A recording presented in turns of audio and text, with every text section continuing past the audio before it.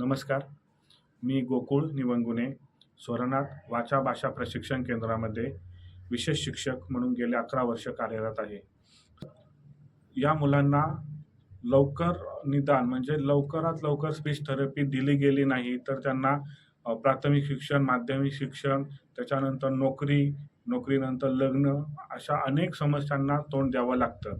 जर आपण अशा मुलांना लवकरात लवकर स्पीच थेरपी दिली, लवकरात लवकर मशीन लावलं किंवा पूर्णपणे त्याला ऐकू येत नसेल, तर त्याचं कॉक्लिअर इम्प्लांट केलं, तर ही मुलं 6 वर्षापर्यंत चांगलं थेरपी मिळाली असता ते नॉर्मल मुलांसारखं ते जगू शकतात.